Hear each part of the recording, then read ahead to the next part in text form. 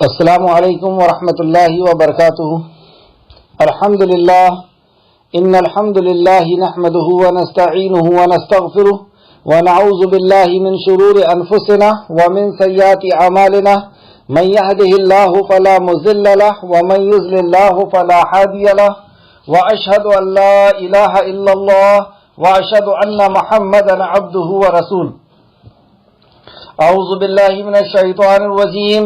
یا ایھا الذین آمنوا اتقوا اللہ حق تقاتہ ولا تموتن الا وانتم مسلمون۔ بسم اللہ الرحمن الرحیم۔ یا ایھا الناس اتقوا ربکم الذی خلقکم من نفس واحدۃ وخلق منها زوجها وبث منهما رجالا كثيرا ونساء واتقوا الله الذی تساءلون به والارحام ان اللہ کان علیکم رقیبا۔ یا ایھا الذین آمنوا اتقوا اللہ وقولوا قولا سدیدا یصلح لکم اعمالکم ویغفر لکم ذنوبکم ومن یطع اللہ ورسولہ فقد فاز فوزا عظیما۔ اما بعد فإن خیر الحدیث کتاب اللہ وخیر الهدی هدی محمد صلی اللہ علیہ وآلہ آلہ وسلم وشر الامور محدثاتها وكل محدثة بدعة وكل بدعة ضلالة وكل ضلالة في النار۔ تمام تر تعریف، حمد، ثنا، کبریائی، بڑائی، بزرگی اور مجد اس خالق کائنات کے لیے لائق اور زیبا ہے جو ہم سب کا خالق، مالک، مربی اور منتظم ہے۔ درود و سلام ہو انبیاء اکرام پر، خصوصاً نبی مکرم رحمت للعالمین امام الانبیاء محمد صلی اللہ علیہ وسلم پر۔ اس مختصر سے درود السلام کے بعد معزز سامعین اکرام، اللہ رب العزت سے دعا ہے کہ اللہ رب العزت ہمیں صحیح معنوں میں قرآن مقدس کو سمجھنے، اس پہ غور فکر کرنے، اس پہ عمل کرنے اور لوگوں تک پہنچانے کی توفیق اور رفیق عطا فرمائے۔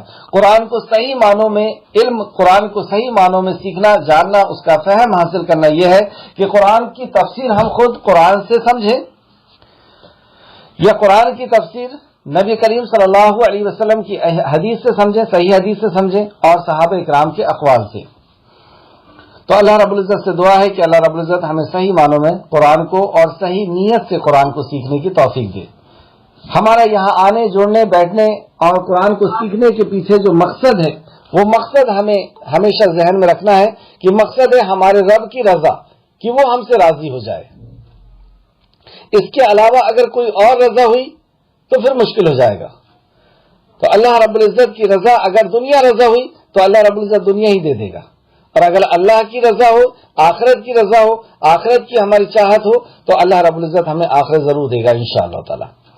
کل کی کلاس میں آیت نمبر 24 کے اندر اور 23 کے اندر، یعنی 20 سے لے کر کے 19 سے لے کر کے 24 تک مومن کی صفات بتائی گئی تھی کہ یہ چیزیں مومن کے اندر ہوتی ہے اور پھر وہ فلاح اور کامیابی اور کامرانی حاصل کرتا ہے۔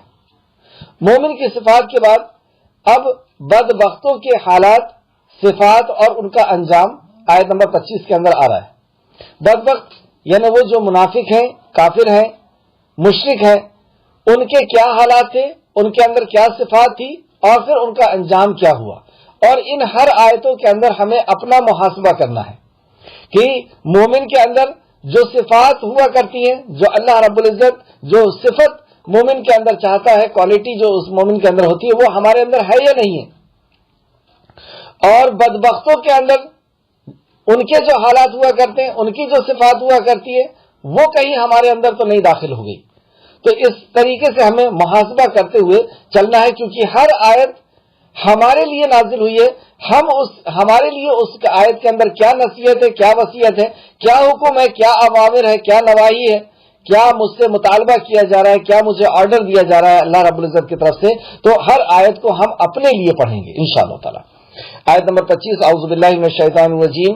اور جو لوگ اللہ کے عہد کو پختہ کرنے کے بعد توڑ دیتے ہیں، اور اللہ سے عہد کر لیے، یعنی اللہ کے نبی سے عہد کر لیے اور پھر اس کو توڑ دیا، اور وہ چیز قطع کرتے ہیں جسے اللہ نے جوڑنے کا حکم دیا ہے۔ یہ منافق کی صفت تھی کہ وہ نبی کریم صلی اللہ علیہ وسلم سے وعدہ کر لیتے تھے، عہد و پیمان کرتے تھے اور پھر اس کے بعد اس کو توڑ دیتے تھے۔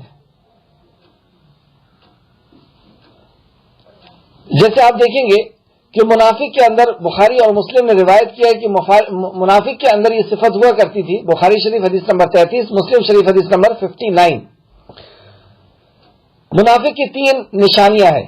جب بات کرے تو جھوٹ بولے، وعدہ کرے تو اس کے خلاف ورزی کرے، اور جب اس کے پاس امانت رکھی جائے تو اس میں خیانت کرے. اب ہم یہاں پر دیکھیں کہ یہ ایسا تو نہیں کہ ہمارے اندر بھی یہ صفت ہو. یہ 3 صفت منافق کے اندر ہوا کرتی ہے، لیکن کسی کے اندر یہ صفت ہے تو ہم اسے کافر کا یا منافق کا فتویٰ نہیں دے سکتے، کیونکہ منافق ہونے کے لیے 2 چیز کا جاننا ضروری ہے. ایک تو اس کے دل کی کیفیت اور دوسرا اس کے عمل کی کیفیت. تو عمل تو ہم جان رہے ہیں، سمجھ میں آ رہا ہے ہمارے عمل، لیکن اس کے دل کی کیفیت ہم نہیں جانتے، اور دل کی کیفیت اللہ رب العزت جانتا ہے. اور اللہ رب العزت وحی نازل فرماتا تھا کہ فلاں شخص منافق ہے. تب نبی کریم صلی اللہ علیہ وسلم صحابہ کرام کو بتایا کرتے تھے کہ یہ فلاں شخص منافق ہے. تو ہمیں اس کا فتویٰ نہیں دینا ہے. ہم صرف اس حدیث کو اس لیے سمجھ رہے ہیں کہ کہیں ایسا تو نہیں کہ ہمارے اندر یہ صفت ہو، اور یا ہمارے کسی دوست احباب کے اندر، رشتہ دار کے اندر، بیٹے بھائی کے اندر، یا گھر کے اندر کسی کے اندر یہ صفت ہے تو ہم اسے منع کریں گے، ہم اسے بچانے کی کوشش کریں گے. کیونکہ منافق اتنا خطرناک جرم ہے، اتنی بڑی بیماری ہے کہ منافق کو اللہ رب العزت جہنم کے سب سے نچلے حصے میں رکھے گا، اور مومن تو خیر جنت میں رہے گا. کافر جو ہے وہ جہنم کے اوپر کے حصے میں رہے گا، اور منافق اتنا سخت ہوا جرم ہے کہ یہ جہنم کے سب سے نچلے حصے میں رہے گا. اور منافق کہاں ہوا کرتا ہے، کہاں پائے جاتے ہیں؟ منافق مومن کی بھیڑ میں پائے جاتے ہیں، مسلمانوں کے بیچ میں پائے جاتے ہیں. تو ہمیں، اور ایک جو مومن ہوتا ہے وہ ہمیشہ ڈرتا رہتا ہے کہ کہیں ایسا تو نہیں کہ میں منافق ہو گیا، لیکن منافق مطمئن ہوا کرتا ہے کہ میں ایمان والا ہوں. تو ہمیں بہت زیادہ محتاط رہنا ہے، چوکنا رہنا ہے کہ کہیں ایسا تو نہیں کہ کوئی صفت ہمارے اندر آ رہی ہے جو ہمارے دل کا پتہ دے رہی ہے. اگر ہماری عمل بگڑ رہے ہیں تو وہ اس بات کی خبر ہے کہ ہمارا دل بگڑ رہا ہے. نبی کریم صلی اللہ علیہ وسلم نے فرمایا کہ جسم کے اندر ایک گوشت کا لوتھڑا ہے، اگر وہ صحیح تو پورا جسم صحیح، یعنی پورے اعمال صحیح. ہاتھ دیکھو صحیح کام کرے گا، زبان صحیح کام کرے گی، آنکھ صحیح جگہ دیکھے گی، پیر صحیح جگہ جائیں گے، دل صحیح سوچے گا. تو وہ جو گوشت کا لوتھڑا ہے وہ دل ہے. تو دل اگر خراب ہو جاتا ہے، اس کے اندر منافقت کی بیماری اگر آ گئی، اس کے اندر کفر کی اگر بیماری آ گئی، نفاق کی بیماری آ گئی، تو اس کے عمل بتانا شروع کر دیتے ہیں. آخرت پر یقین کمزور ہونا شروع ہو گیا تو اس کے عمل بتانا شروع کر دیں گے. عمل کے اندر سستی آنا شروع ہو جائے گی، عمل کے اندر چھوڑنا، عمل کو اللہ کی نافرمانی کرنا اس کے لیے آسان ہوتا چلا جائے گا اگر نفاق کی بیماری، منافقت کی بیماری آ گئی تو یہاں پر جو نبی کریم صلی اللہ علیہ وسلم نے منافقوں کی کچھ صفت بتائی ہے کہ جس کے اندر یہ نفاق یعنی شک کی بیماری، پتہ نہیں اللہ ہے یا نہیں، جنت جہنم ہے یا نہیں، پتہ نہیں اللہ کا کلام ہے یا نہیں، پتہ نہیں یہ نبی کریم صلی اللہ علیہ وسلم اللہ کے نبی ہے یا نہیں. تو یہ نفاق کی جو بیماری ہے، شک کی بیماری ہے. اس کے اثرات جسم کے اندر کیا آیا کرتے ہیں؟ نبی کریم صلی اللہ علیہ وسلم نے فرمایا منافق کی 3 نشانیاں ہیں. جب وہ بات کرے تو جھوٹ بولے. ہم اپنے آپ کو دیکھیں، کہیں ایسا تو نہیں کہ ہم جھوٹ بولتے ہیں. اچھا آپ سوچیں کہ انسان جھوٹ کیوں بولتا ہے؟ اگر اس پہ غور کریں تو کہیں نہ کہیں ہمیں پتہ چلے گا کہ عقیدے کی گڑبڑی ہے. وہ جھوٹ اس لیے بولتا ہے کہ میں اس کے غضب سے بچ جاؤں گا، یا اس کی محبت کا حقدار ہو جاؤں گا، یا بزنس میں اگر وہ جھوٹ بول رہا ہے تو اس لیے بول رہا ہے کہ اس سے مجھے پیسے زیادہ مل جائیں گے، اگر میں جھوٹ بول کر کے سامان بیچ دوں گا تو میں زیادہ مالدار ہو جاؤں گا، میں فلاں سے بچ جاؤں گا. اور یہ ساری چیزیں تو تقدیر میں لکھی ہوئی ہے. رزق ہم کو اس سے زیادہ مل نہیں سکتا. عزت اور ذلت کا دینے والا اللہ رب العزت ہے. وہ تو عز من تشاء و تذل من تشاء. ہمارے جھوٹ بول دینے سے کیا ہو جائے گا؟ تو یہ کہیں نہ کہیں ہمارا عقیدے میں گڑبڑی ہونے کی وجہ سے انسان ایک جھوٹ بولتا ہے. تو یہ جھوٹ بہت بڑا گناہ ہے، بڑے گناہوں میں سے، کبیرہ گناہوں میں سے ہے، اور اس سے ہمیں بچنا بہت زیادہ ضروری ہے. اور جھوٹ سے اگر ہم پریکٹس کریں تو بچ جائیں گے. اکثر و بیشتر تو ایسا ہوتا ہے کہ زبردستی انسان جھوٹ بولتا ہے. موبائل ہاتھ میں لیا ہوا ہے اور اس کو سامنے والا جو پوچھ رہا ہے اس کو کوئی لینا دینا نہیں کہ آپ کہاں پر ہیں، لیکن اس کے بعد بھی جھوٹ بول رہا ہے. عادت جیسی بن گئی ہے. بتائیے کبیرہ گناہ انسان کی عادت بن جائے، اس کا فیشن بن جائے، تو اس کو ہم کو کون سمجھا سکتا ہے؟ تو اس کو ہمیں خبردار رہنا ہے اور جھوٹ سے بچنے کی کوشش کرنا ہے. جب بات کرے، منافق کی پہچان، جب بات کرے تو جھوٹ بولے، اور وعدہ کرے تو اس کے خلاف کرے. وعدہ اکثر اسی لیے کیا جاتا ہے کہ اس کو توڑا جائے گا. تو وعدہ خلافی یہ بھی کبیرہ گناہوں میں سے ہے. اور جب اس کے پاس کوئی امانت رکھی جائے تو اس میں وہ خیانت کرتا ہے. امانت بات کی امانت بھی ہو سکتی ہے, راز کی امانت بھی ہو سکتی ہے, یا کوئی پیسے دھیلے وغیرہ کوئی چیز رکھے اس میں. اسی طریقے سے اور ایک روایت میں اس الفاظ کے ساتھ ہے, جب عہد کرے تو اسے توڑ دے. جب عہد کرے, جیسے اس آیت کے اندر آیا کہ وہ اللہ کا عہد توڑ دیتے ہیں یا نبی کریم صلی اللہ علیہ وسلم سے عہد کر کے اسے توڑ دیتے ہیں, تو یہ منافق کی صفت ہے. اور جب لڑائی جھگڑا ہو تو گالی گلوچ پر اتر آتے ہیں.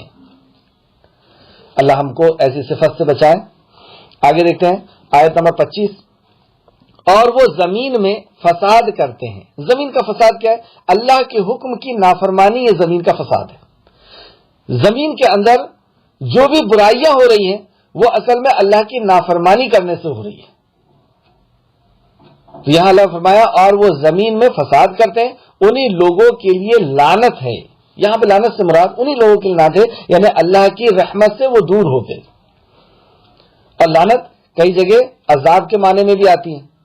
تو اللہ کی رحمت سے دوری, اللہ رب العزت کا غضب آنا, تو یہ سب ان لوگوں کے لیے ہوگا اور ان کے لیے آخرت کا برا ٹھکانہ ہے. اور ایسے لوگوں کا انجام جو ہوگا وہ.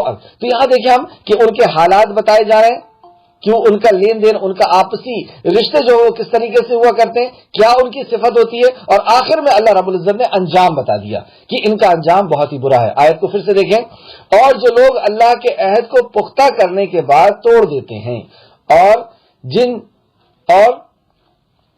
وہ چیزیں قطع کرتے ہیں جسے اللہ نے جوڑنے کا حکم دیا ہے. تو یہاں پہ رشتے سے بھی مراد ہے کہ جو رشتوں کو توڑ دیتے ہیں. اور وہ زمین میں فساد کرتے ہیں, انہی لوگوں کے لیے لعنت ہے اور ان کے لیے آخرت کی بہت برا گھر ہے. آخرت جو ہے ان کے لیے اچھا گھر نہیں ہوگا. دیکھیے آخرت میں 2 ہی قسم کے گھر ہیں, ایک جنت ہے اور ایک جہنم ہے. تو ان کے لیے جہنم کا وعدہ اللہ رب العزت کی طرف سے کیا جا رہا ہے. آیت نمبر 26. اللہ جسے چاہے کھلا رزق دیتا ہے اور جسے چاہے تنگ کر دیتا ہے. تو دنیا جو اللہ عطا کرتا ہے اس میں کوئی شرط نہیں ہے کہ اللہ نافرمانوں کو ہی دنیا دے گا یا اللہ فرما برداروں کو ہی دنیا دے گا. کافر کو دنیا نہیں دے گا یا کافر کو ہی دنیا دے گا, مومن کو نہیں دے گا, ایسا کچھ نہیں ہے. یہاں پہ صرف ایسا ہے کہ اللہ رب العزت جس کو جتنا چاہے گا اتنا عطا کرے گا. اس میں مومن بھی آ سکتے ہیں, منافق بھی آ سکتے ہیں, کافر بھی آ سکتے ہیں. اور دوسرا اس کی حقیقت بتا, اللہ جسے چاہتا ہے کھلا رزق دیتا ہے اور جسے چاہتا ہے تنگ کر دیتا ہے. اور وہ کافر دنیا کی زندگی پر اتراتے ہیں, لیکن کافر کو جب دنیا مل جاتی ہے تو وہ دنیا کی زندگی میں اترانے لگتے ہیں, یعنی اس کے اوپر ہی وہ غرور اور تکبر کرنے لگتے ہیں. اس دولت پر کو حاصل کر کے وہ یہ جتانا چاہتے ہیں کہ ہمارے وجہ سے یا ہماری ڈگری کی وجہ سے یا ہمارے علم کی وجہ سے یا ہماری فلاح کی وجہ سے حاصل ہوا ہے.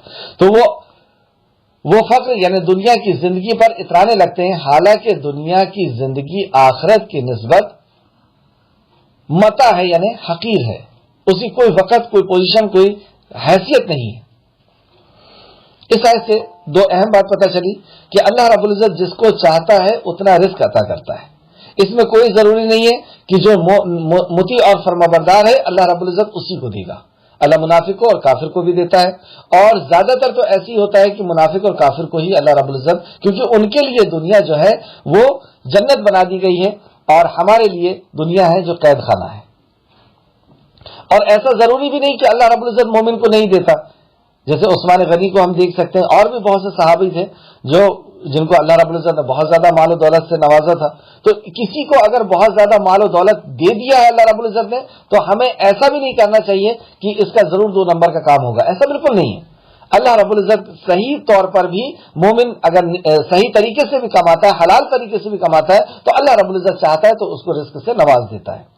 اور وہ کافر دنیا کی تو کافر کو جب اللہ دیتا ہے تو دنیا میں ہی وہ مست ہو جاتا ہے, جبکہ دنیا کو اللہ رب العزت نے کہا کہ وہ متاع ہے, یعنی وہ حقیر چیز ہے, وہ نہ ہاتھ میں آنے والی چیز ہے. اس تعلق سے کچھ آیت دیکھتے ہیں. سورہ نساء آیت نمبر 77.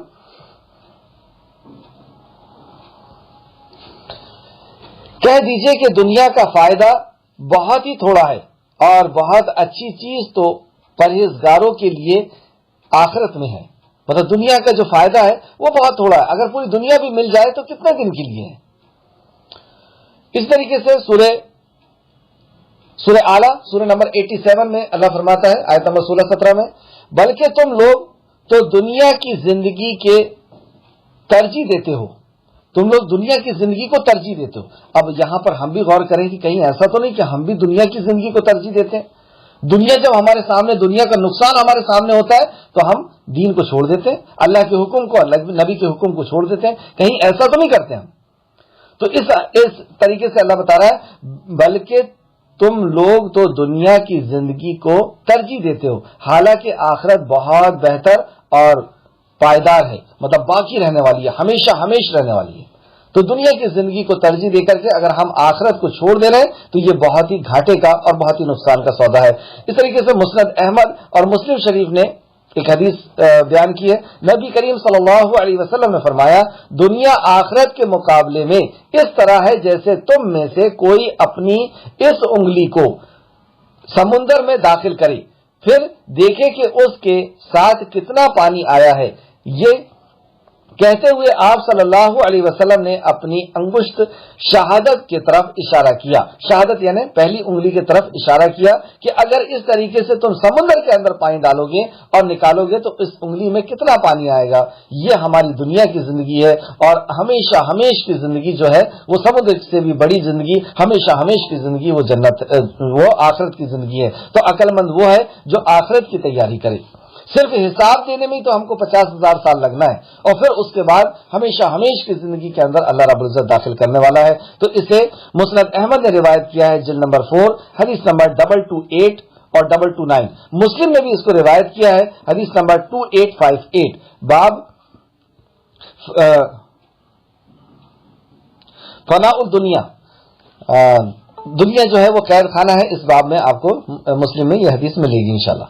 اور ایک دوسری حدیث میں ہے کہ رسول کریم صلی اللہ علیہ وسلم کا ایک بکری کے ایک بچے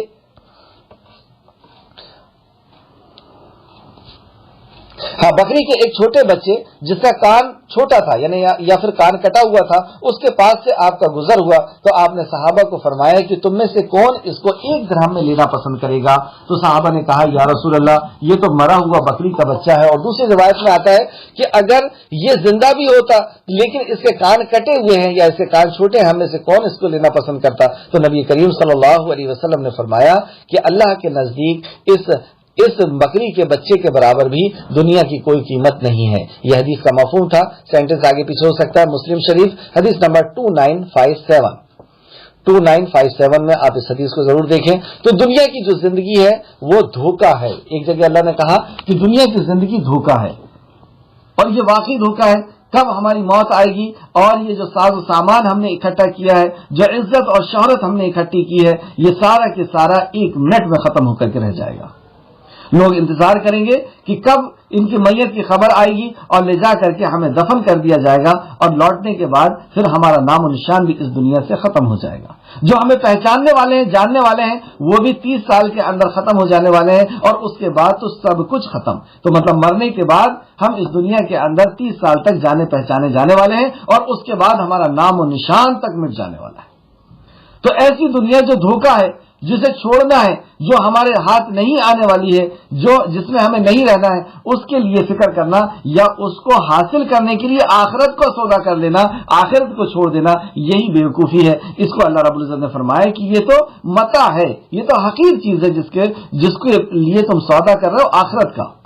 اللہ رب العزت کو جو ہمیشہ ہمیش کا خالق اور مالک اور رازق ہے اس کو ناراض کر رہے ہو، ہمیشہ ہمیش کی جنت کو ٹھکرا رہے ہو، ہمیشہ ہمیش وہ نیکوکاروں کی سنگت کو تم ٹھکرا رہے ہو اس حقیر دنیا کے لیے جو دنیا دھوکہ ہے، پانی کے بلبلے کی طرح ہے جو ختم ہو کر کے رہ جانے والی ہے. ایک دنیا کی مثال ایسی ہے جیسے برف کی سلی روز پگھل رہی ہے، ختم ہو رہی ہے، کسی حالت میں وہ رکنے والی نہیں اور ایک دن ایسا آئے گا کہ وہ ختم ہو جائے گی. تو ہم ہر روز قبر کے قریب جا رہے ہیں، موت کے قریب جا رہے ہیں، لیکن اس کے بعد بھی اگر ہم آخرت کی فکر نہ کریں جو ہمیشہ ہمیش کی ہے تو یہ تو بہت بڑی بیوقوفی کی بات ہوگی۔ اللہ رب العزت ہم سب کو آخرت پر ایمان لانے اور اس پر عمل کرنے کی توفیق دے، اس کے مطابق عمل کرنے کی توفیق دے۔ آیت نمبر 27، اور کافر کہتے ہیں اس کے رب کے طرف سے اس پر کوئی نشانی کیوں نہیں نازل کی گئی؟ جب اسے وصیت اور نصیحت کی جا رہی ہے، اسے اللہ کے کلام سے سمجھایا جا رہا ہے، تو وہ بگڑ کر کے کیا بولتا ہے کہ ان کے طرف کوئی نشانی کیوں نہیں آ جاتی، کوئی فرشتہ کیوں نہیں آ جاتا؟ جیسے عیسیٰ علیہ السلام کو بڑے بڑے معجزے دیے گئے تھے، موسیٰ علیہ السلام کو دیے گئے تھے، شعیب علیہ السلام کو دیے گئے تھے، ان کے ساتھ بھی ہونا چاہیے۔ تو یہ کفار مکہ نبی کریم صلی اللہ علیہ وسلم سے بھی مطالبہ کرتے ہیں کہ یہ صفا پہاڑ جو ہے اس کو سونے کا بنا دیجئے، آس پاس جو پہاڑ ہے احد وغیرہ اس کو ہٹا کر کے یہاں پہ باغ لگوا دیجئے، یہاں پہ نہریں نکلوا دیجئے، اور اگر آپ ایسا سب کچھ کریں گے تو ہم ایمان لے آئیں گے۔ اگر آپ نے ایسا کر دیا تو ہم ایمان لے آئیں گے۔ اور اللہ رب العزت کے لیے کرنا کوئی مشکل نہیں تھا، اس کی ذات تو کن فیکون ہے، اسی نے تو دریاؤں کو بنایا ہے، اسی نے تو جو یہ مطالبہ کر رہے ہیں کہ کھیتیاں اور پہاڑ کو ہٹا دینا یا پہاڑ کو لگا دینا، یہ سب کام تو اللہ ہی نے کیا ہے، اس کے لیے کون سا مشکل تھا؟ لیکن نبی کریم صلی اللہ علیہ وسلم کی طرف اللہ رب العزت نے وحی نازل کی، جسے امام مسند احمد نے روایت کیا ہے۔ وحی کیا آئی؟ محمد صلی اللہ علیہ وسلم اگر آپ چاہیں تو ان کے ان تمام مطالبات کو پورا کر دیا جائے گا، جو بھی یہ مطالبہ کر رہے ہیں کہ یہ پہاڑوں کو ہٹا دو اور یہاں پہ کھیت لگا دو، باغیچے ہو جائیں یہاں پر اور نہریں ہو جائیں، اور وہ جو پہاڑ ہے صفا اس کو سونے کا بنا دو، تو یہ سارے مطالبے ان کے پورے کیے جائیں گے۔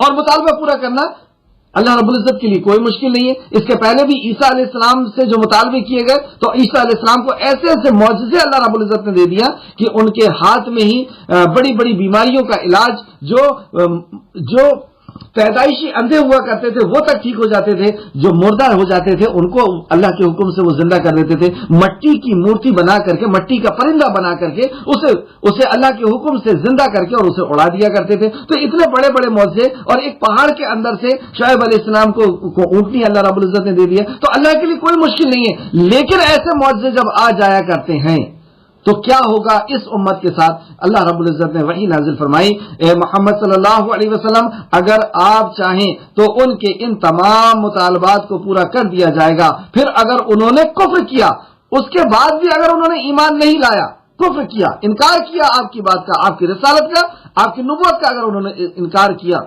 تو اختیار کیا، تو انہیں ایسا عبرتناک عذاب دیا جائے گا کہ اہل عالم میں اس سے ایسا عذاب کسی کو نہیں دیا گیا تھا۔ اور اگر آپ چاہیں، کیا فرمایا اللہ نے کہ اگر اس کے بعد بھی انہوں نے ایمان نہیں لایا تو انہیں ایسا عبرتناک عذاب دیا جائے گا کہ اہل زمین میں ایسا عذاب کسی کو نہیں دیا گیا تھا۔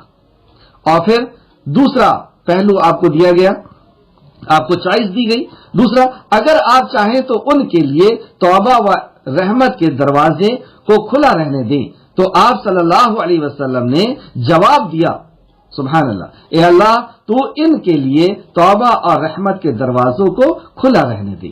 یعنی نبی کریم صلی اللہ علیہ وسلم کو جب آفر دیا گیا کہ اگر آپ چاہیں تو ان کے مطالبے کو ہم پورا کر دیتے اور یہ ایمان لے آئے، اور اگر اس کے بعد بھی ایمان نہیں لائے تو اب ان کے لیے موقع نہیں رہے گا، اب ان کے اوپر عذاب آئے گا، یا اگر آپ چاہیں تو ان کے مطالبے کو پورا نہ کروائیں، یعنی معجزے نہ دکھائیں، یہ پہاڑ کو ٹھیک نہ کروائیں، جو وہ ان کے مطالبے تھے ان کو ٹھیک نہ کروائیں۔ تو نبی کریم صلی اللہ علیہ وسلم نے اس مطالبے کو، اس آفر کو جو ہے قبول کیا اور کہا کہ اے اللہ ان کے لیے توبہ کے اور استغفار کے دروازوں کو کھلا رہنے دے، یعنی ان کو معجزے نہ دکھائے۔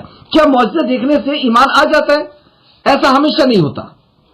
جس کو ایمان آنا ہے اس کو آنا ہے، اور جس کو ایمان نہیں، جس کو ایمان ملنا ہے یا جو ایمان کا طلبگار ہوتا ہے اسے ہی ایمان ملتا ہے، جو ہدایت کا طلبگار ہوتا ہے اسے ہدایت ملتا ہے۔ زمین، آسمان، سورج، چاند اور اپنی پیدائش اور زندگی کا آنا جانا، دھوپ اور رات اور دن کا آنا جانا، یہی انسان کے لیے بہت بڑا معجزہ ہے۔ جو ایمان لانے والا ہے اس کے لیے یہی بہت بڑا معجزہ ہے۔ جیسے آپ کچھ آیتیں نوٹ کریں، سورہ یونس کی آیت نمبر 101 میں اللہ رب العزت نے فرمایا، اور جو لوگ ایمان نہیں رکھتے ان لوگوں کو نشانیاں اور ڈراؤ کچھ بھی کام نہیں آتا۔ جو ایمان نہیں رکھتے ان کو آپ کتنے ہی معجزات دکھا دیں، کتنا ہی ڈرا دیں، کتنے ہی جہنم اور جنت کی باتیں بتا دیں، ان کو کوئی ٹس سے مس ہونے والے نہیں، وہ کوئی عمل کرنے کے لیے ان کو رغبت ہونے والی نہیں۔ اللہ ایسی فطرت سے اور ایسے دل سے ہم سب کو محفوظ رکھے. اس طریقے سے سورہ یونس ہی کی آیت نمبر 96 اور 97 میں اللہ رب العزت فرماتا ہے بے شک جن لوگوں کے بارے میں اللہ کا حکم یعنی عذاب قرار پا چکا ہے کہ انہیں عذاب دیا جائے گا، یہ اللہ کی طرف سے طے ہو چکا ہے، وہ ایمان نہیں لائیں گے جب تک کہ عذاب علیم نہ دیکھ لیں، خواہ ان کے پاس ہر نشانیاں آ جائے. اللہ اکبر، ان کو ساری نشانیاں بھی رسول کریم آپ دکھا دیں گے تو بھی یہ ایمان لانے والے نہیں. اور اب فیصلہ کن بات سورہ انعام کی آیت نمبر 101 میں اللہ رب العزت نے فرمایا، سورہ انعام آیت نمبر 101، اور بلا شبہ اگر ہم ان پر فرشتے بھی اتار دیتے، جو یہ مطالبہ کر رہے فرشتے بھی اتار دیتے اور مردہ بھی ان سے گفتگو کرتے، مطلب مردہ بھی آپ کے حکم سے وہ گفتگو کرتے، بات کرنے لگتے، اور ہم سب چیزوں کو ان کے سامنے لا موجود کرتے، جو بھی غیب کی باتیں ہیں جنت جہنم پل صراط وغیرہ وغیرہ ہم ان کے سامنے لا کر کے پیش کر دیتے تو بھی وہ ایمان لانے والے نہیں تھے. سبحان اللہ، کیا پتہ چلا ایمان اتنی قیمتی چیز ہے.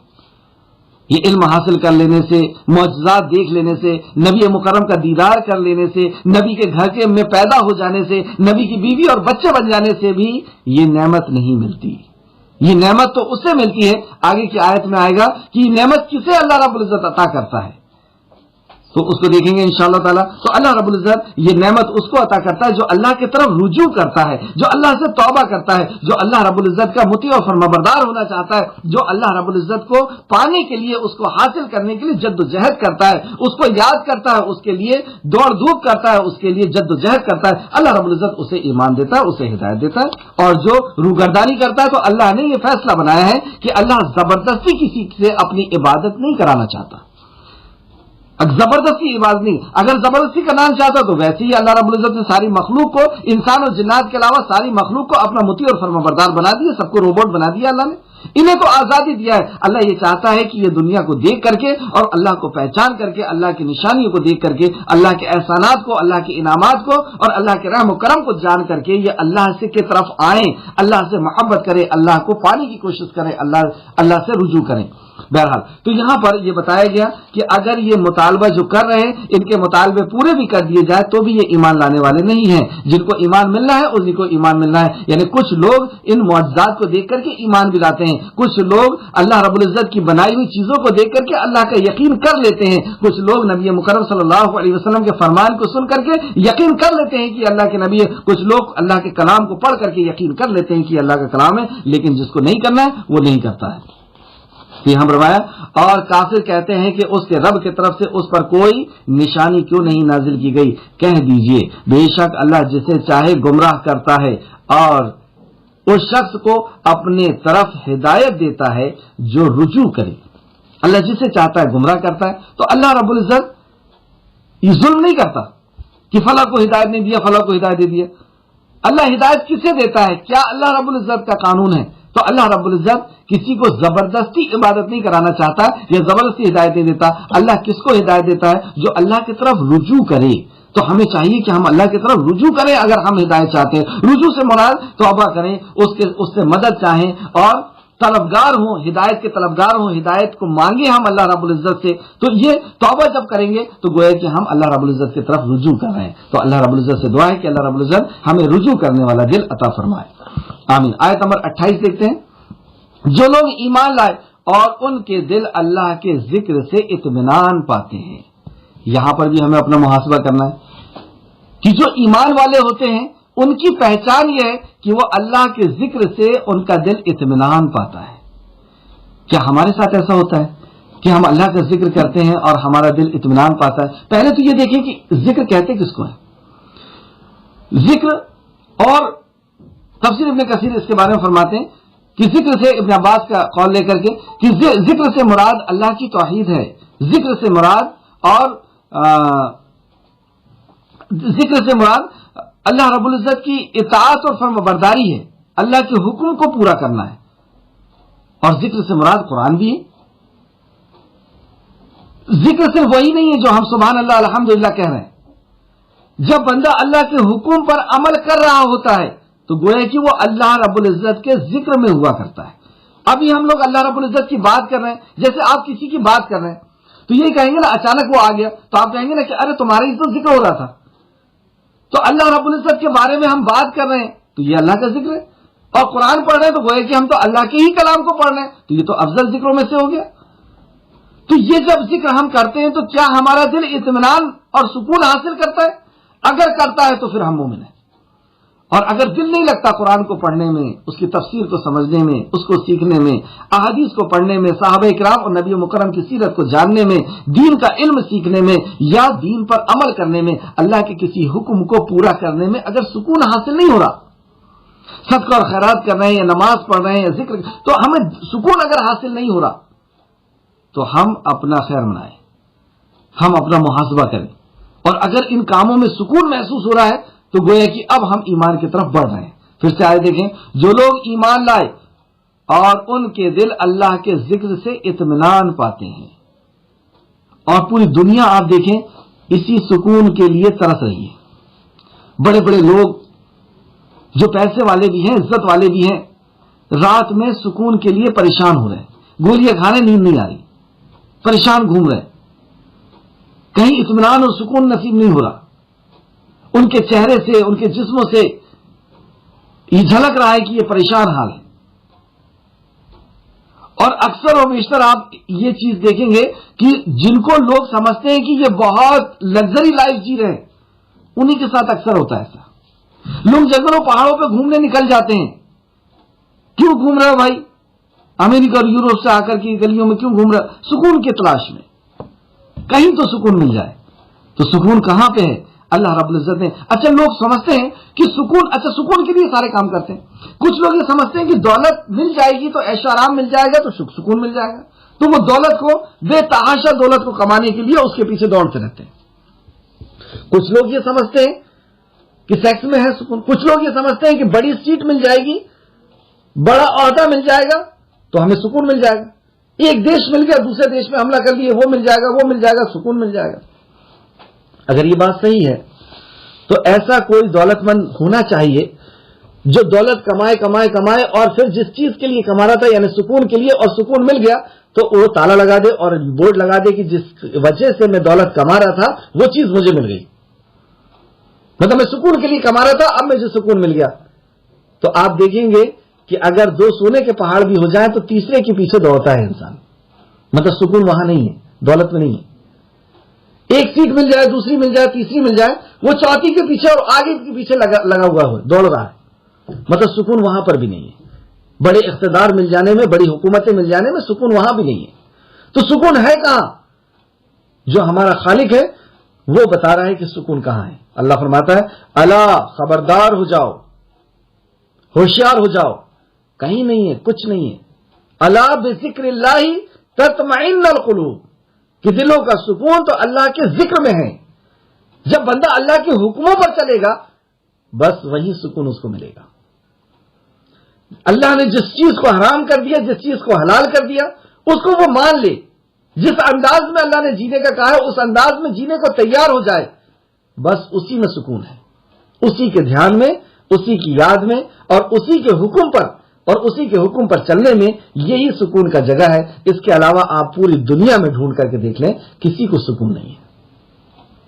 چلیے آگاہ رہو کہ دلوں کا سکون تو اللہ رب العزت کے دل میں ہے, اللہ رب العزت کے ذکر میں ہے. اللہ رب العزت ہم سب کو اس آیت کو سمجھنے, اس پہ غور و فکر کرنے اور ویسا دل بنانے کی توفیق و رفیق عطا فرمائے. آیت نمبر 29. جو لوگ ایمان لائے اور نیک عمل کیے, الذین آمنوا وعملوا الصالحات, یہ آیت ہم سمجھتے ہیں کہ 100 مرتبہ قرآن کے اندر آئی ہے. 2 بات اللہ رب العزت نے بیان فرمائی ہے کہ یہ 2 کام کر لو. کیا کیا؟ الا الذین آمنوا اور عملوا الصالحات.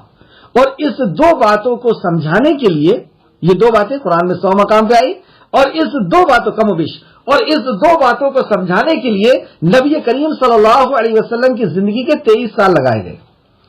الا الذین آمنوا کو سمجھانے کے لیے اور قرآن نازل ہوا. الا الذین آمنوا سمجھانے کے لیے 13 سال مکہ کے اندر جو قرآن نازل ہوا وہ ایمان کے اوپر, توحید کے اوپر اور عقیدے کے اوپر نازل ہوا. اور عمل صالح مدینہ کے اندر 10 سال میں, وہاں پر بھی ایمان بھی آیا ہے, اور ایمان کی بہت سی آیتیں ہم دیکھیں گے وہ مدینہ میں بھی ہے. بہرحال تو الا الذین آمنوا وعملوا الصالحات، یہ دو کام کرنے کا ہمارا رب ہمیں حکم دیتا ہے، اور اس کے بعد ہمارا خالق ہم سے وعدہ کرتا ہے. 100 مقام پر ہمارے خالق نے وعدہ کیا ہے ہماری کامیابی کا، الگ الگ انداز میں، الگ الگ لفظوں میں. تو یہاں پہ اس لفظوں سے اللہ رب العزت ہم سے وعدہ کرتا ہے ان کے لیے خوشحالی اور اچھا ٹھکانہ ہے. جو ایمان لے آئیں گے اور عمل صالح کریں گے ان کے لیے خوشحالی ہے، ان کے لیے ٹینشن سے، فکر اور پریشانی سے بری جو ہے وہ زندگی ہے. اس تعلق سے چند حدیث دیکھتے ہیں. بخاری شریف نے ایک حدیث لے کر کے آیا 6552 نمبر پر، اور مسلم نے بھی ایک حدیث لائے ہیں 2827 پر. اس جنت کا ہلکا سا معائنہ کرتے ہیں ہم کہ کس طریقے سے ہمارے خالق نے ہمارے لیے جنت تیار کر کے رکھا ہے. نبی کریم صلی اللہ علیہ وسلم فرماتے ہیں، کون فرماتے ہیں؟ وہ جن کو کافر بھی صادق اور امین کہتے تھے، وہ زبان مبارک جن کی زبان سے نکلی ہوئی بات آج 1450 سال ہو گئے اور قیامت ہو جائے گی، لیکن آپ کی بات میں کوئی فرق نہیں آئے گا. آپ کی بات کو کوئی کتنا ہی ریسرچ کر لے جھوٹی ثابت نہیں کر سکتا. آپ کی کسی ادا کو، کسی حکم کو، کسی عمل کو سائنس اور ٹیکنالوجی کتنے ہی عروج پر پہنچ جائے، آپ کی کسی بات کو غلط ثابت نہیں کر سکتا.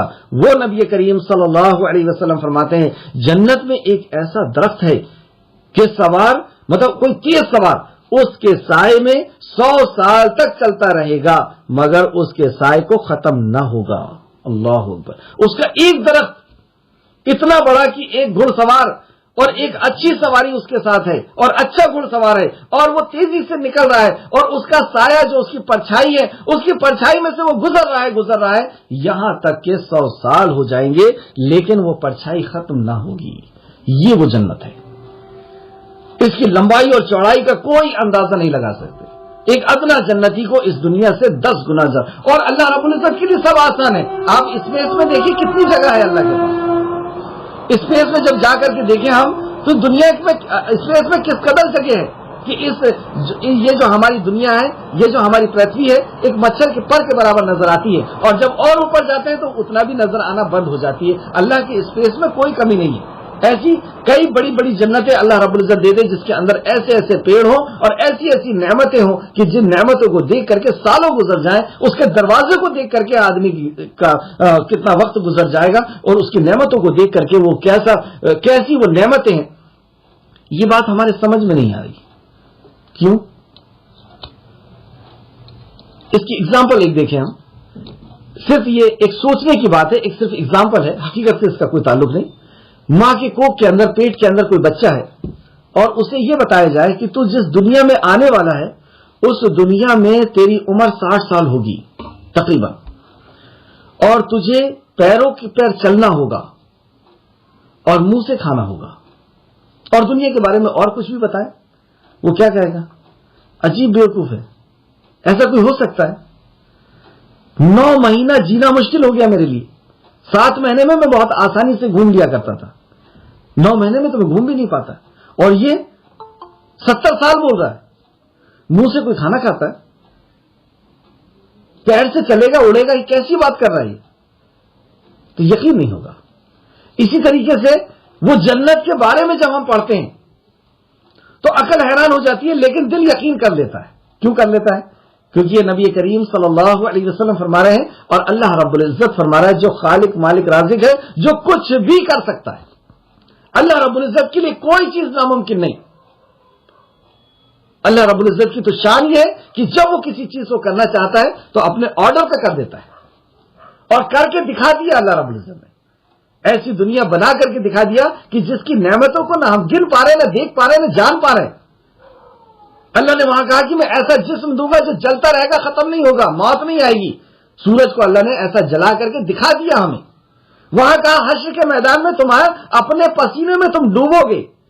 کوئی گھٹنوں تک ڈوبا ہوگا، کوئی ٹخنوں تک ڈوبا ہوگا، کوئی گلے تک ڈوبا ہوگا. بات سمجھ میں نہیں آتی، کیسے ڈوب جائے گا انسان؟ اپنی پسینے میں کیسے ڈوبے گا؟ پرتھوی کو ڈبا کے دکھا دیا، 70% پانی میں ڈوبی ہوئی ہے پرتھوی. اللہ رب العزت کچھ بھی کرتا ہے. اللہ رب العزت کے لیے کوئی چیز ناممکن نہیں. اس کی شان ہی نرالی ہے. وہ ہر چیز کا بنا کر کے دکھانے والا، اور بنا کے دکھا بھی دیا اس نے. تو اللہ رب العزت نے جو فرما دیا نبی مکرم نے کہ جنت ایسی ہے، ہمیں اس پر ایمان لانا ہے کیونکہ یہ ہمارے رب کا کلام ہے، یہ ہمارے نبی کا فرمان ہے صلی اللہ علیہ وسلم. اس طریقے سے اور دیکھیں ایک اور حدیث جو امام مسلم نے روایت کیا ہے, اس کا آپ نے حوالہ لکھ لیا کہ جنت میں ایسے درخت ہوں گے, بخاری شریف 6552 اور مسلم شریف 2827. اللہ کا خزانہ کیسا ہے اس کے تعلق سے ایک حدیث دیکھتے ہیں. مسلم شریف کی حدیث ہے 2577. اللہ کا خزانہ کیسا ہے؟ نبی کریم صلی اللہ علیہ وسلم فرماتے ہیں, ابو ذر جو ہے اس کے راوی ہیں, نبی کریم صلی اللہ علیہ وسلم نے فرمایا کہ اللہ رب ذوالجلال فرماتا ہے, اللہ رب ذوالجلال فرماتا ہے, اے میرے بندو, اگر تمہارے اگلے اور پچھلے انسان اور جن ایک ہی میدان میں اکٹھا ہو جائیں, سبحان اللہ, اگلے اور پچھلے یعنی آدم علیہ السلام سے لے کر کے پچھلے اور اگلے قیامت تک آنے والا انسان, اور صرف انسان نہیں جنات بھی کھڑے ہو جائیں اور یہ سب ایک میدان میں اکٹھا ہو جائیں اور مجھ سے سوال کریں, تو ظاہر سی بات ہے کہ سب اپنے اپنے ذہن کے حساب سے سوال کریں گے, سب اپنے اپنے اسٹینڈرڈ کے حساب سے سوال کریں گے. کوئی بادشاہ ہوگا تو وہ بادشاہت کا سوال کرے گا کہ فلاں فلاں دیش مجھے دے دیے جائیں. کوئی بڑے گھر کا ہوگا جو جس اسٹینڈرڈ کا ہوگا وہ اس حساب سے اس انداز میں, اور جتنا پڑھا لکھا ہوگا اس انداز میں وہ سوال کرے گا اللہ رب العزت سے. تو یہاں فرمایا کہ پہلے اور آخر اور انسان اور جن یہ سب کے سب اکٹھا ہو جائیں اور اللہ رب العزت سے سوال کریں یعنی مانگے, اور اللہ سوال کریں اور میں ہر ایک کے سوال کے مطابق اسے دے دوں, تو اس یعنی میرے بادشاہت میں اتنی کمی بھی نہیں آئے گی جتنی کہ سوئی کو سمندر میں داخل کرنے سے اس کے پانی میں کمی آتی ہے. اللہ اکبر, سوئی کو سمندر میں داخل کریں گے اور سوئی کو نکالیں گے تو کچھ پانی آ گیا, تو گویا کہ سمندر سے اتنا پانی کم ہو گیا, لیکن اللہ رب العزت کے خزانے میں اتنی بھی کمی نہیں آئے گی. اور اس کو ہم دیکھ سکتے ہیں کہ واقعی اس دنیا کے اندر اس زمین کی کتنی وقت ہے, کتنی اوقات ہے, اور ایسی کئی دنیایں, اور دنیا ہی نہیں کئی گیلیکسیاں, اور کئی گیلیکسیوں سے مل کر کے بھی جو بڑی گیلیکسی بنتی ہے یا دوسرا اس کا نام ہے, یہ ایسی کئی ہیں جس کو آج تک ہمارا سائنس گن بھی نہیں پایا. تو اللہ رب العزت کا خزانہ ایسا ہے کہ جس میں کوئی کمی اور کوئی بھی نقص باقی ہونے والا نہیں ہے.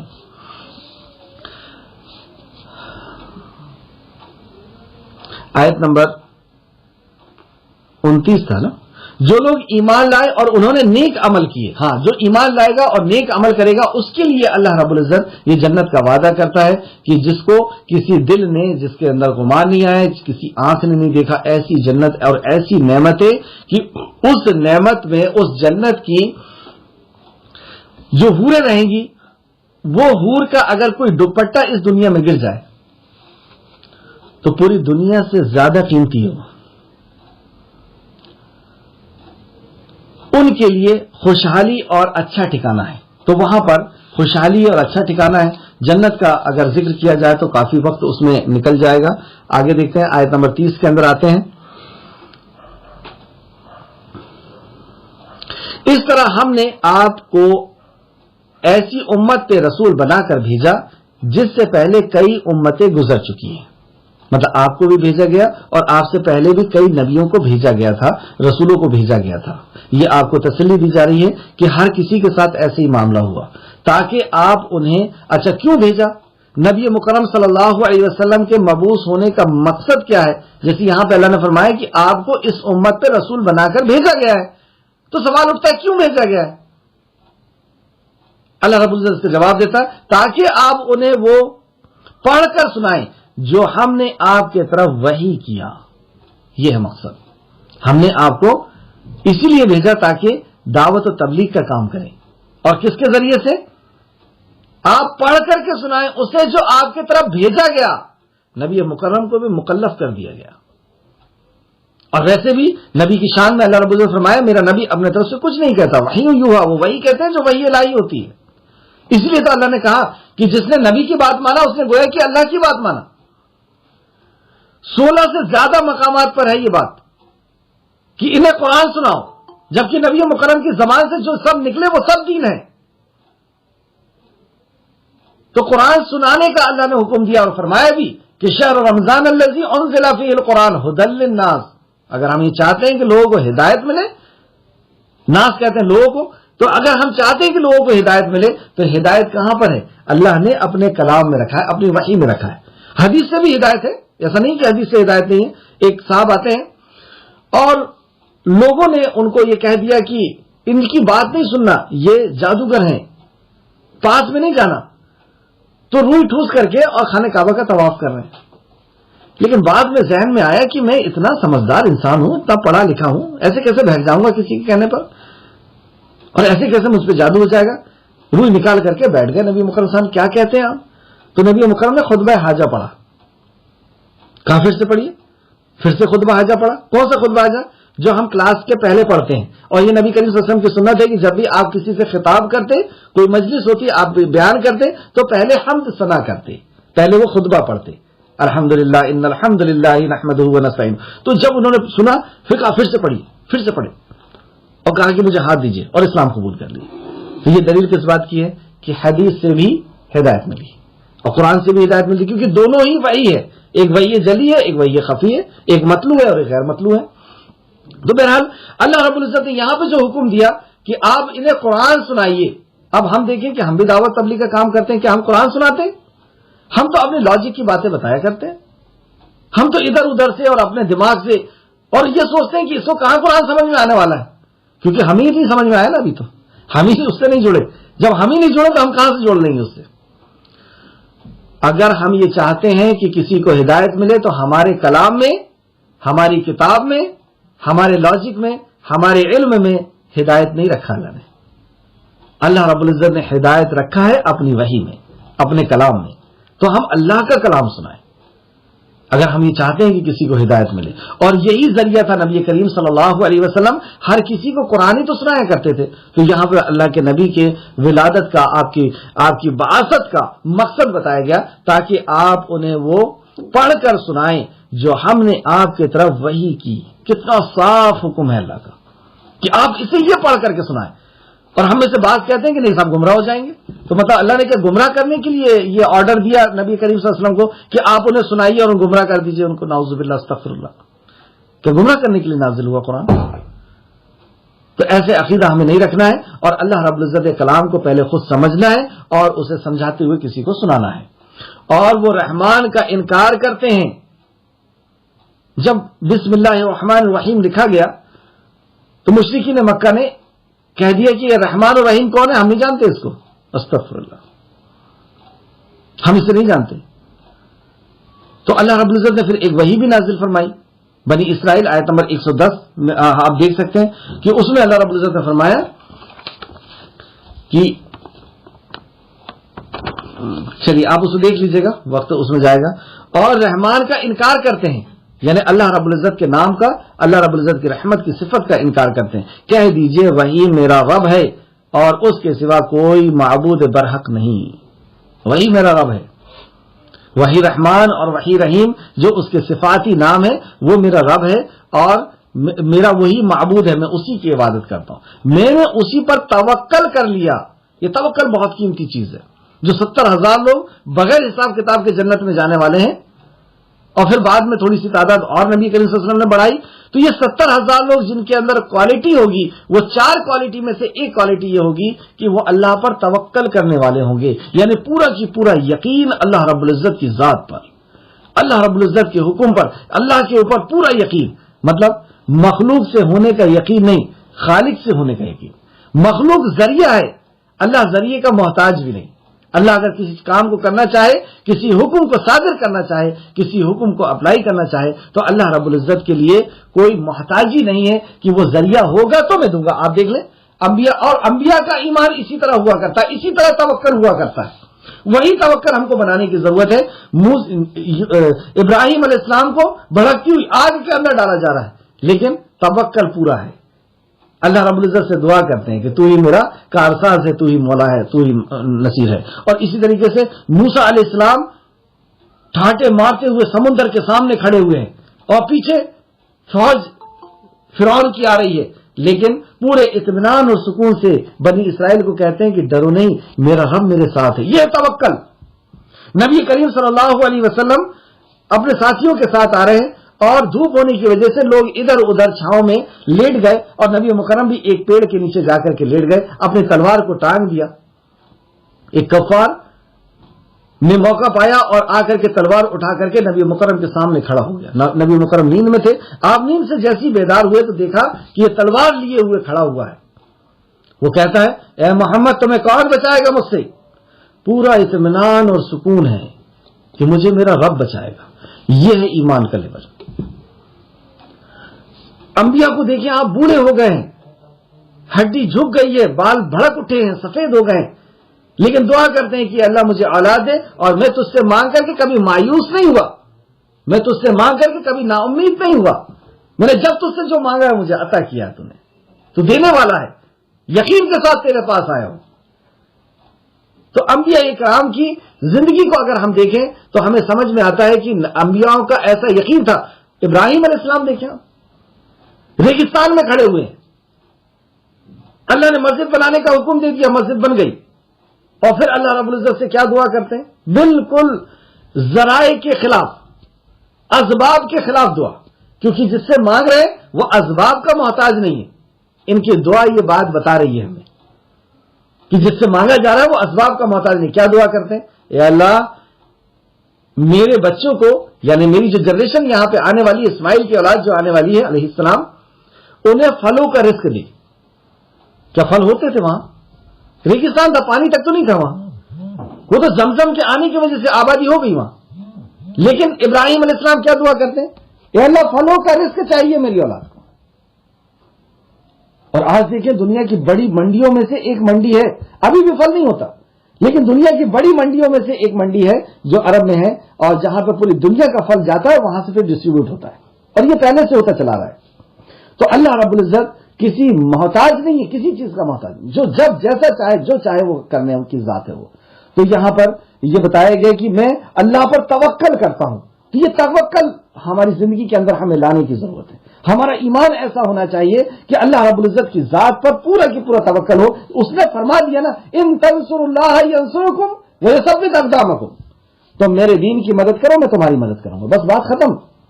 اور یہ جب تک نہیں ہوگا توکل, آپ دیکھیں موسیٰ علیہ السلام کو اللہ رب العزت نے کہا, موسیٰ علیہ السلام کہا, اے موسیٰ تمہارے ہاتھ میں کیا ہے؟ موسیٰ علیہ السلام بتا رہے ہیں کہ لاٹھی ہے, میں اس سے پتیوں کو گراتا ہوں اور بکریوں کو چراتا ہوں, فلا کرتا ہوں فلا کرتا ہوں. اللہ نے کہا پھینک دو اس کو, پھینک دیا, سانپ بن گیا. جیسی سانپ بنا, تفسیر ابن کثیر میں تفسیر ہے اس کی کہ جیسی سانپ بنا اور اس کو دیکھ کر کے موسیٰ بھاگنے لگے, ڈر گئے. اللہ نے کہا اے موسیٰ رک جاؤ, رک بھی گئے, واپس لوٹو, پکڑ لو اس کو, میں اس کو اس کی پرانی حالت میں کر دوں گا. اللہ کے بات پر توکل تھا کہ نہیں تھا؟ جس سے بھاگ رہے تھے ڈر کر کے, اب اللہ نے کہہ دیا ہے کہ میں اس کو واپس اس کی جگہ پہ لے کر کے آؤں گا. لوٹ گئے وہاں سے اور آ کر کے اس سانپ کو پکڑ لیا. یہ توکل جب تک نہیں ہوگا, اس میدان میں آنے کے بارے میں ہم نہ سوچیں جس میدان میں موسیٰ علیہ السلام کو اتارا گیا تھا فرعون کو دعوت دینے کے لیے.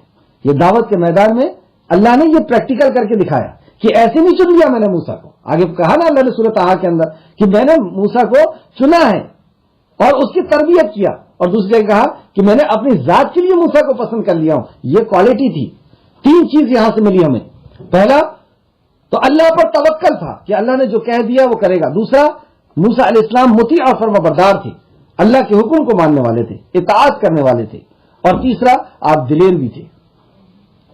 تو بہرحال اصل جو چیز ہے وہ اللہ رب العزت پر یقین ہے, توکل ہے. اگر توکل آ جائے گا تو ساری چیز آ جائے گی, پھر ہمت بھی آ جائے گی, دلیری بھی آ جائے گی, اور مطیع اور فرمانبردار بھی ہو جائے گا. یہ ساری چیزیں اصل میں ایمان سے نکلتی ہے. اللہ رب العزت ہمیں ایمان والا بنا دے, آمین یا رب العالمین. اور رحمان, پھر سے دیکھیں, اور رحمان کا انکار کرتے ہیں, کہہ دیجئے وہی میرا رب ہے, وہ میرا پالنہار ہے. رب جیسی کہیں گے وہ تینوں دماغ میں ہمارے فوراً فلم آنا چاہیے کہ وہ خالق ہے, مالک ہے, مدبر ہے. تو وہ رب ہے, اس کے سوا کوئی معبود نہیں. اب تم کاٹ دو یا بوٹیاں کر دو, جلا دو, اس کے سوا کوئی معبود نہیں. ہم معبود بنا ہی نہیں سکتے, مان ہی نہیں سکتے. عبادت ہوگی تو اسی کی ہوگی, پرستش ہوگی, استعانت چاہی جائے گی, مدد مانگی جائے گی, جو کچھ بھی کیا جائے گا اسی سے کیا جائے گا. اور میں نے اس پر توکل کر لیا ہے اور اس کے طرف میرا لوٹنا ہے. اور لوٹ کے میں کہاں جاؤں گا؟ تم کب تک مجھے ستا سکتے ہو؟ زیادہ سے زیادہ یہ کرو گے کہ قتل کر دو گے، لوٹنا کہاں ہے؟ اس کے بعد تو میں تمہارے قبضے میں نہیں رہوں گا، لوٹنا تو مجھے میرے خالق کے پاس ہے، میرے مالک کے پاس ہے، اور وہ جب تک نہیں چاہے گا کوئی کچھ نہیں کر سکتا۔ بہرحال آیت نمبر 30 تھی، آیت نمبر 31 دیکھتے ہیں اور آج کی کلاس کی آخری آیت رہے گی، کافی وقت لگ گیا۔ آیت نمبر 31، اور اگر بلا شبہ قرآن ایسا ہوتا، اب یہاں پہ دیکھیں آپ، قرآن کی فضیلت بتائی جا رہی ہے اور کفار کا انکار کیا جا رہا ہے، اور کفار کا انکار بتایا جا رہا ہے۔ اور اگر بلا شبہ قرآن ایسا ہوتا کہ اس کے ذریعے سے پہاڑ چلائے جاتے، اس سے زمین کاٹی اور پھاڑی جاتی، قطع کی جاتی، یا اس سے مردہ کو بلوایا جاتا، یعنی اس قرآن کے ذریعے سے مردہ کو بلوایا جاتا، تو بھی کفار ایمان نہیں لاتے۔ مطلب یہ بتایا جا رہا ہے کہ اگر قرآن میں اللہ رب العزت اور اللہ رب العزت ہر چیز پہ قادر ہے، تو قرآن کے اندر تو اللہ نے وہ چیز رکھی ہے، وہ طاقت اور وہ قوت رکھی ہے، میں آگے بتانے والا ہوں۔ یہاں پہ ہم دیکھیں کہ اللہ کیا کہتا ہے کہ اگر یہ قرآن ایسا ہوتا، مطلب اللہ اس کے اندر یہ صفات ڈالتا کہ پہاڑ کو حکم دیتا قرآن، وہ چلنے لگتا، اللہ بجبل لرائتہ خاشعا متصدعا من خشیت اللہ، ویسے بھی کہا ہے اللہ نے کہ اگر اس کو ہم پہاڑ پر نازل کر دیتے تو اللہ کی عیبت سے، اللہ کے حکم اور اللہ کے غضب سے وہ ریزہ ریزہ ہو جاتا۔ اس کے اندر یہ تاب نہیں ہے کہ وہ اس کو لے۔ اور ویسے بھی آپ دیکھیں، پتھر دل لوگوں کے اوپر جب یہ قرآن نازل ہونا شروع ہوا، مطلب قرآن جب نبی مکرم نے سنانا شروع کیا تو یہ پتھر دل بھی لوگ نرم ہو گئے، ریزہ ریزہ ہو گئے۔ بہرحال تو اگر یہ قرآن کو ایسا ہوتا کہ پہاڑ چلائے جاتے یا زمین کو پھاڑا جاتا اور مردہ کلام کرتے، تو بھی یہ ایمان لانے والے نہیں تھے، مطلب اس کے بعد بھی ان کو ایمان نہیں ملتا۔ یہ پتھر بھی اس سے زیادہ سخت نہیں، بلکہ سارا معاملہ اللہ ہی کے پاس ہے، یعنی ہدایت کا سارا معاملہ جو ہے وہ اللہ ہی رب العزت کے پاس ہے۔ اس تعلق سے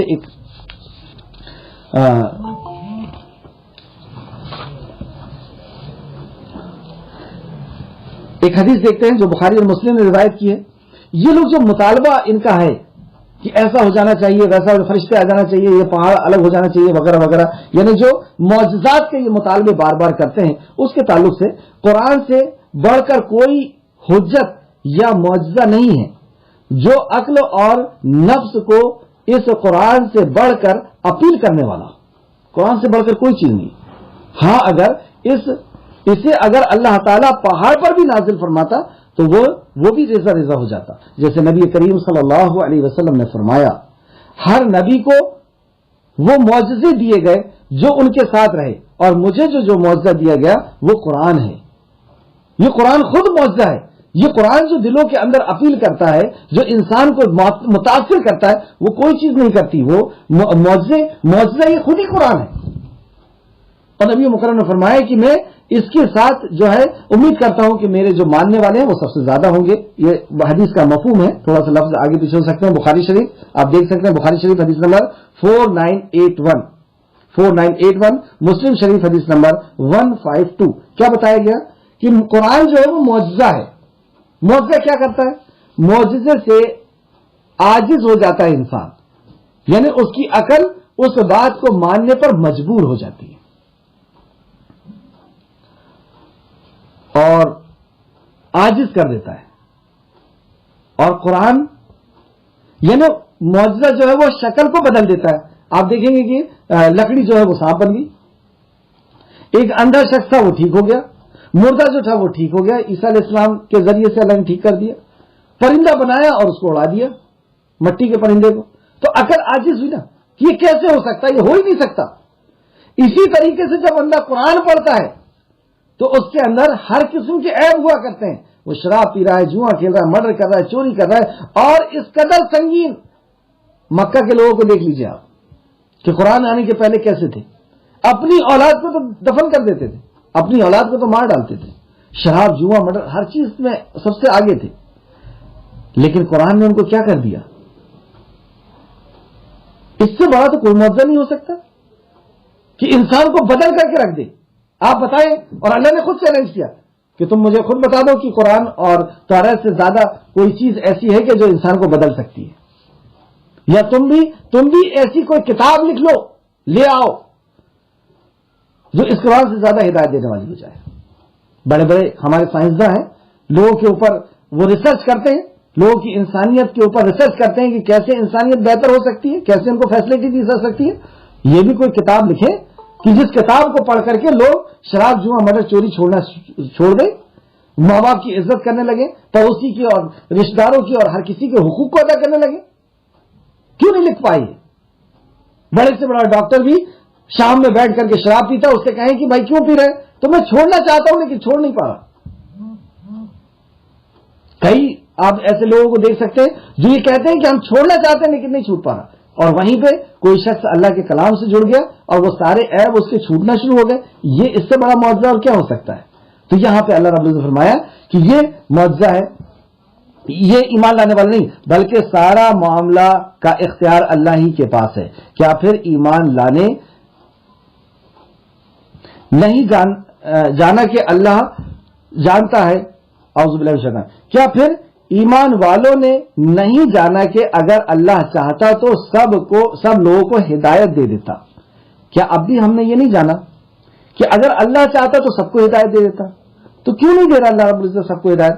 پہلے بھی ہم پڑھ کر کے آ چکے ہیں کہ وہ رجوع نہیں کر رہے، وہ اللہ کی طرف پلٹ نہیں رہے، وہ اللہ کی طرف آ نہیں رہے، وہ اللہ کی عبادت اور اللہ رب العزت سے مطالبہ نہیں کر رہے، وہ جد و جہد نہیں کر رہے، وہ توبہ نہیں کر رہے. اس لیے اللہ رب العزت جو اللہ کی طرف نہیں آتا جبرن اللہ رب العزت کسی کو ہدایت دے کر کے اور اپنی عبادت نہیں کراتا، یہ اس کی شان کے خلاف ہے. خوشی سے اگر کوئی اس کی عبادت کرتا ہے، اخلاص کے ساتھ عبادت کرتا ہے تو ہی اللہ قبول کرتا ہے. یہ بھی سنیں آپ، اپنی خوشی سے اور اللہ کی رضا کے لیے، اللہ کی رضا کے لیے اگر کوئی عبادت کرتا ہے تو ہی اللہ اس کی عبادت کو قبول کرتا ہے. جبرن کسی کو مار کر کے مسلمان بنانا اسلام میں تو منع کر دیا گیا ہے. لا اکراہ فی الدین، دین کے اندر کوئی زبردستی نہیں. اللہ یہ چاہتا ہے کہ اللہ نے اس قدر نعمتیں دی ہے، بندہ اللہ کو پہچانے، اللہ کو جانے اور پھر اس کے سامنے اس کا مطیع اور فرما بردار بنے، اس کے حکموں کو مانے. تو اللہ رب العزت ایسا نہیں کرتا. اور دیکھیں آگے، اور جنہوں نے کفر کیا یعنی انکار کیا خالق کا، مالک کا، رازق کا، تو جس نے کفر کیا ان کے کرتوتوں پر انہیں آفت پہنچتی ہی رہتی ہے، یا ان کے گھروں کے قریب اترے گی حتیٰ کہ اللہ کا وعدہ پورا ہو جائے. مطلب جو کفر کر رہے، انکار کر رہے ہیں، عمل کا انکار کر رہے ہیں، اللہ رب العزت ان کے اوپر آفتوں کو نازل کرتا رہتا ہے یا ان کے آس پاس آفتوں کو نازل کرتا رہتا ہے. اس میں بھی ہم محاسبہ کریں کہ ہم جو نافرمانی کر رہے ہیں اصل میں اسی کا بوال ہمارے اوپر آ رہا ہے. بے شک اللہ اپنے وعدے کے خلاف نہیں کرتا، اللہ رب العزت کسی کے اوپر ظلم نہیں کرتا. اللہ رب العزت سے دعا ہے کہ جو کچھ بھی ہم نے پڑھا ہے اس پہ ہمیں مزید غور و فکر کرنے، اس پہ تدبر کرنے اور ایمان لانے کی توفیق اور رفیق عطا فرمائے. جب تک ہمیں زندہ رکھ، ایمان اور اخلاص کے ساتھ ہمیں زندہ رکھے. جب ہمارا خاتمہ ہو تو ایمان اور اخلاص کے ساتھ ہمارا خاتمہ ہو اور ہمارا انجام نیک لوگوں کے ساتھ ہو جائے. آمین یا رب العالمین. السلام علیکم ورحمۃ اللہ وبرکاتہ.